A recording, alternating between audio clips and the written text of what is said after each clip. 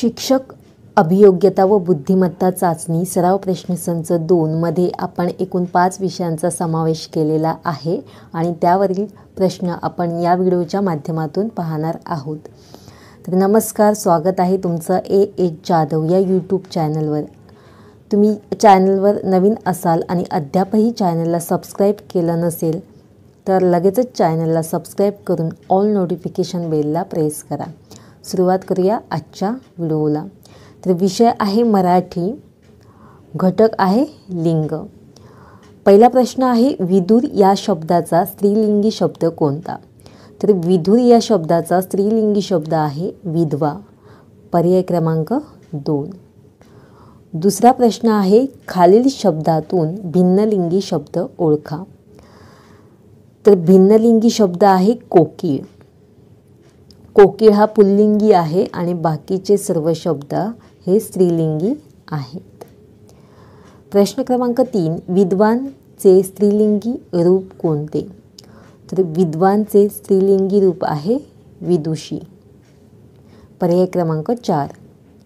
प्रश्न क्रमांक 4 सूत या शब्दाचे स्त्रीलिंगी रूप कोणते? तर सूत या शब्दाचे स्त्रीलिंगी रूप आहे सुता, पर्याय क्रमांक 4। प्रश्न क्रमांक 5 खालीलपैकी स्त्रीलिंगी शब्द कोणता? तर खालीलपैकी स्त्रीलिंगी शब्द आहे देवता, पर्याय क्रमांक 2। प्रश्न क्रमांक 6 नामाबद्दल विशेष माहिती सांगून नामाची व्याप्ती मर्यादित करणाऱ्या शब्दास काय म्हणतात? विशेषण, योग्य पर्याय पर्याय क्रमांक 2। प्रश्न क्रमांक 7 आम्ही देशाचे शूर शिपाई आहोत या वाक्यातील विशेषण ओळखा। तर विशेषण आहे शूर, पर्याय क्रमांक 1। प्रश्न क्रमांक 8 गटात न बसणारा शब्द ओळखा। तर शब्द पाहूया, कणसे, देखावे, वाहने। गटात न बसणारा शब्द आहे 2, योग्य पर्याय पर्याय क्रमांक 4। प्रश्न क्रमांक 9 गुण विशेषण ओळखा। गुण विशेषण कोणतं आहे? निळा सावळा, निळा सावळा, योग्य पर्याय पर्याय क्रमांक 1।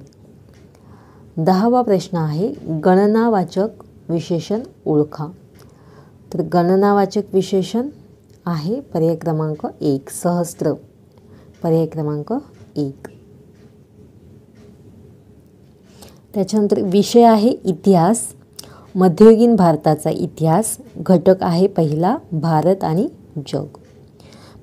11वा नंबरचा प्रश्न आहे या प्रश्नसंचामधला, सामंत खालीलपैकी कोणास म्हणतात? तर सामंत खालीलपैकी सरदार, योग्य पर्याय पर्याय क्रमांक 4। प्रश्न क्रमांक 12 खालीलपैकी कोणत्या शतकामध्ये रोमन साम्राज्याचा शेवट झाला? तर खालीलपैकी 5व्या शतकामध्ये रोमन साम्राज्याचा शेवट झाला। 13वा प्रश्न आहे सम्राट शार्लमनची सत्ता खालीलपैकी कोठे होती? तर सम्राट शार्लमनची सत्ता ही युरोपमध्ये होती। कोठे होती? युरोपमध्ये। प्रश्न क्रमांक 14 सामंतशाही खालीलपैकी कोणत्या इसवी सनामध्ये अस्तित्वात आली? तर सामंतशाही आहे ती 8व्या शतकामध्ये अस्तित्वात आली। प्रश्न क्रमांक 15 सामंतशाहीची स्थापना खालीलपैकी कोठे झाली? तर सामंतशाहीची स्थापना खालीलपैकी युरोप, पर्याय क्रमांक 3। प्रश्न क्रमांक 16 सामंतांना खालीलपैकी कोणते काम करावे लागत असे? तर सामंतांना राजाच्या वतीने न्यायदान करणे, प्रजेचे रक्षण करणे, शांतता व सुव्यवस्था राखणे। तर ही वरीलपैकी सर्व कामे सामंतांना करावी लागत असत, योग्य पर्याय पर्याय क्रमांक 4। प्रश्न क्रमांक 17 खालीलपैकी कोठून सामंत त्यांच्या प्रदेशाचा कारभार पाहत असत?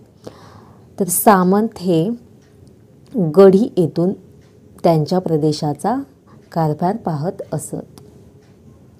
पुढील प्रश्न भूदास म्हणजे काय? तर भूदास म्हणजे काय? स्वतःच्या मालकीची जमीन नसणारा शेतमजूर। प्रश्न क्रमांक 19 युरोपबरोबर होणाऱ्या व्यापारामध्ये कोणाचा सहभाग महत्त्वाचा होता?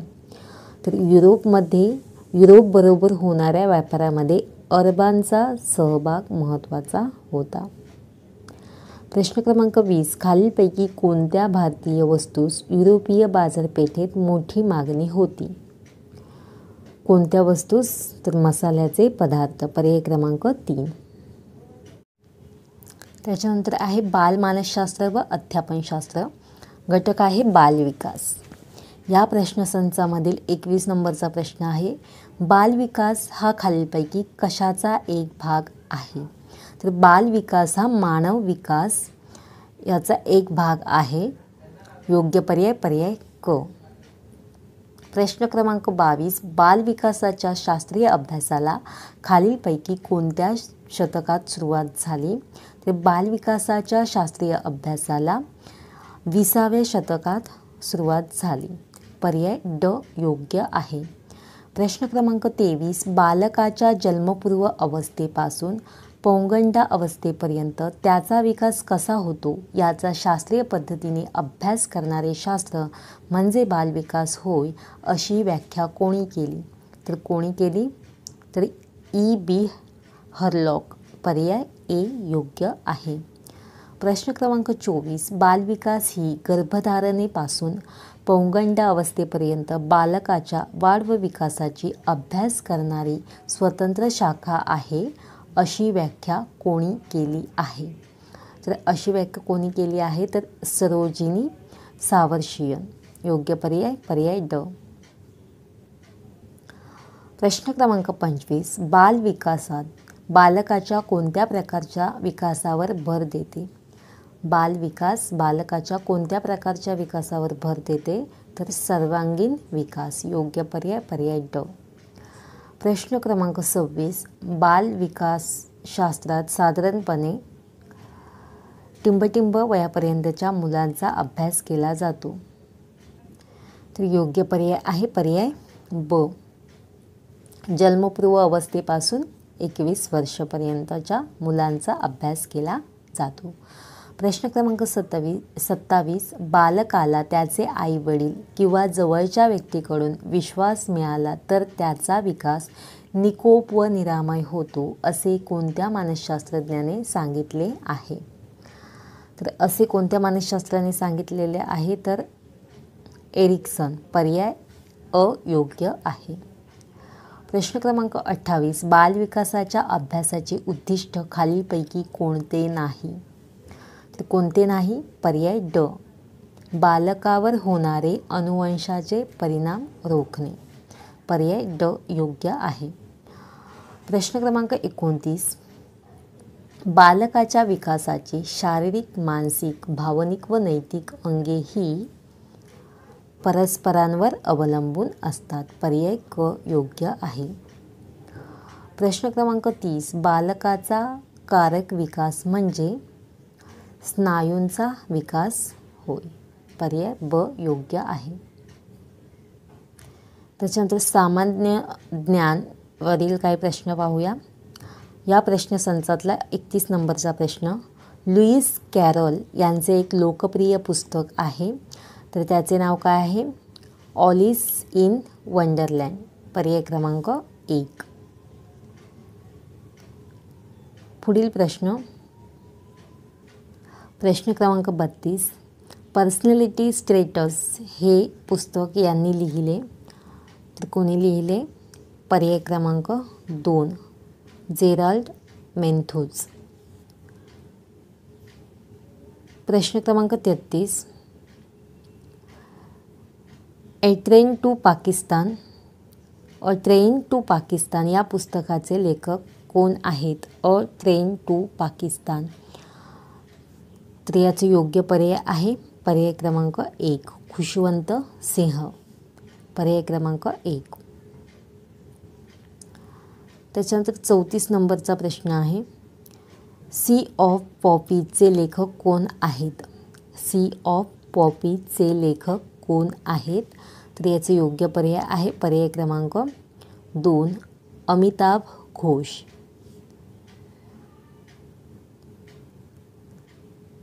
प्रश्न क्रमांक 35. अभिजन शकुंतल आणि मेघदूत यांनी लिहिले? अभिजन, शकुंतल आणि मेघदूत यांनी लिहिले. कोणी लिहिले? तर ते लिहिले कालिदास यांनी. पर्याय क्रमांक 2 योग्य आहे.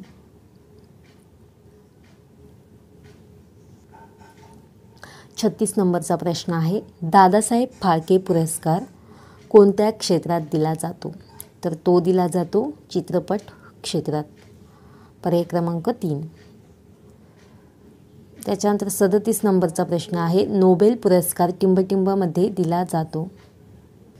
तर नोबेल पुरस्कार हा स्वीडनमध्ये दिला जातो. पर्याय क्रमांक 2 योग्य आहे. प्रश्न क्रमांक 38, भारतीय नोबेल पुरस्कार विजेते निवडा. तर पर्याय आहेत कैलाश सत्यार्थी आणि अमर्त्य सेन. तर हे दोन्ही जे आहेत ते नोबेल पुरस्कार विजेते आहेत, म्हणून पर्याय क्रमांक 3 योग्य आहे वरीलपैकी दोन्ही. प्रश्न क्रमांक 39, रॅमन मॅगसेसे पुरस्कार टिंबटिंब क्षेत्रामध्ये दिला जातो? तर तो दिला जातो सामाजिक सक्रियतेसाठी. पर्याय क्रमांक 2 योग्य आहे. प्रश्न क्रमांक 40, ऑस्कर पुरस्कार हा कोणत्या क्षेत्रात दिला जातो? तर ऑस्कर पुरस्कार हा सिनेमा क्षेत्रात दिला जातो. योग्य पर्याय पर्याय क्रमांक 1. त्याच्यानंतर विज्ञान या विषयाच्या आरोग्यशास्त्र या घटकातील प्रश्न आपण पाहणार आहोत. या प्रश्नसंचातील 41 नंबरचा प्रश्न आहे, टिंबटिंब यामुळे रुग्णांना अस्थिर भावना आणि मनाची स्थिती होते? तर योग्य पर्याय आहे पर्याय क्रमांक 3, समवर्ती व्यक्तिमत्व विकार. पर्याय क्रमांक 3 योग्य आहे. प्रश्न क्रमांक 42, हेपेटायटिस बी यामुळे होतो? तर हेपेटायटिस बी किटाणूंमुळे होतो. पर्याय क्रमांक 3 योग्य आहे. प्रश्न क्रमांक 43, खालीलपैकी कोणते जीवनसत्व पाणी द्रावणीय आहे? म्हणजे कोणते जीवनसत्व पाण्यात द्रावणीय आहे? तर याचे योग्य पर्याय आहे पर्याय क्रमांक ए, सी जीवनसत्व. प्रश्न क्रमांक 44, एलिसा चाचणी याचे निदान करण्यासाठी कार्यरत आहे? एलिसा चाचणी टिंबटिंब याचे निदान करण्यासाठी कार्यरत आहे. तर एलिसा चाचणी ही एड्स अँटीबॉडीज. पर्याय क्रमांक 2, एलिसा चाचणी ही एड्स अँटीबॉडीज याचे निदान करण्यासाठी कार्यरत आहे. त्याच्यानंतर 45 नंबरचा प्रश्न आहे, मिठाद्वारे कोणते खनिज मिळते? तर मिठाद्वारे कोणते खनिज मिळते? तर सोडियम हे खनिज मिठाद्वारे मिळते. पर्याय क्रमांक 1 योग्य आहे. प्रश्न क्रमांक 46, खालीलपैकी कोणते कॅल्शियमचे स्रोत नाही? तर दुधामध्ये कॅल्शियम आहे, दह्यामध्ये सुद्धा आहे, पनीरमध्ये सुद्धा आहे. योग्य पर्याय पर्याय क्रमांक 4, डाळीमध्ये कॅल्शियमचे स्रोत नाही. पर्याय क्रमांक 4. प्रश्न क्रमांक 47, ऑटिझम स्पेक्ट्रम डिसऑर्डर यांसारख्या वैद्यकीय स्थितीशी संबंधित आहे? तर फ्रेजाईल एक्स सिंड्रोम. पर्याय क्रमांक 3, फ्रेजाईल एक्स सिंड्रोम हे ऑटिझम स्पेक्ट्रम डिसऑर्डर यासारख्या वैद्यकीय स्थितीशी संबंधित आहे. प्रश्न क्रमांक 48, भूक मंदावणे ॲनोरेक्सिया नर्व्होसा हा याच्याशी संबंधित विकार आहे? तर तो आहे वजन वाढण्याची भीती. योग्य पर्याय पर्याय क्रमांक 2. प्रश्न क्रमांक 49, जेव्हा रुग्णाला कोणतरी प्रत्यक्ष बोलत आहेत असे आवाज किंवा ध्वनी ऐकू येतात तेव्हा म्हणतात? योग्य पर्याय पर्याय क्रमांक 4, दृश्य आभास. प्रश्न क्रमांक 50, दूषित पाणी पिण्याने खालीलपैकी कोणत्या रोगाचा प्रसार होतो? तर तो होतो टायफॉईडचा. योग्य पर्याय पर्याय क्रमांक 2. तर आजच्या प्रश्नसंचामध्ये आपण एकूण 5 विषय समाविष्ट केले आणि एकूण 5 विषयांचे प्रश्न आपण पाहिले आहेत। राहिलेले जे विषय आहेत ते नेक्स्ट व्हिडिओमध्ये त्याचा समावेश केला जाईल आणि ते प्रश्न आपण पाहणार आहोत नेक्स्ट व्हिडिओमध्ये। आणि गणित आणि बुद्धिमत्ता हे जे 2 विषय आहेत त्या 2 विषयांची स्वतंत्रपणे आपण तयारी करणार आहोत आणि जास्तीत जास्त सराव करण्यावरती भर देणार आहोत। तर आजचा व्हिडिओ तुम्हाला आवडला असेल तर व्हिडिओला एक लाईक नक्की करा, इतरांसोबत शेअर करा। आपल्या चॅनलवर नवीन असाल तर चॅनल सबस्क्राईब करून ऑल नोटिफिकेशन बेलला प्रेस करा। भेटूया पुढच्या व्हिडिओमध्ये।